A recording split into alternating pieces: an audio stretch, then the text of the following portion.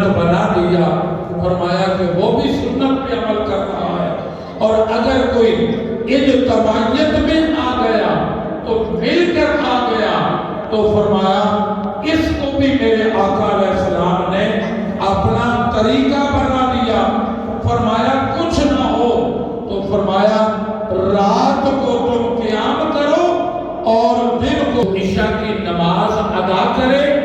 وہ بھی عموم میں آ جاتا ہے۔ قیام میں کھڑے ہونے میں جو بعد میں نفل پڑے وہ بھی عموم میں ہے، اور جو آدھی رات کے بعد صلاۃ التسبیح کی جماعت یا اکیلا پڑھ لے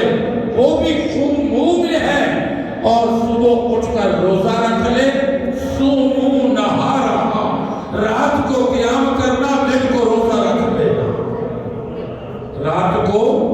قیام کرنا، دن کو روزہ رکھ لینا۔ اب بڑا شور ہوتا ہے کہ یہ ضعیف حدیث ہے، ضعیف حدیث ہے، حالانکہ جو غیر مقلد ہے نا، غیر مقلد کہتے ہیں موجودہ وہابیوں کو، ان کے ساتھ ائمہ نے پڑھے، ابن تیمیہ جیسے اور عبد الرحمن جو اس جیسے، اور ثناء اللہ احمد سری، عبداللہ روپڑی، بڑے بڑے فتاوی جات والے،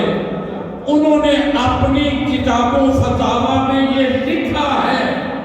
کہ ھذا حدیث صحیح، اے جڑی حدیث ہے نا کہ رات کو قیام کرو کہ دن کو روزہ رکھو،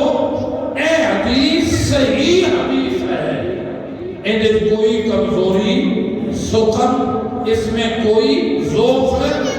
نہیں ہے۔ یعنی سب کو بڑا ناصر الدین البانی انہیں باقاعدہ کتاب لکھی کہ حدیثاں صحیح کہڑیاں نے تے غلط کہڑیاں نے، اس کتاب دے وچ وہ لکھدا ہے ناصر الدین البانی غیر مقلد وہابی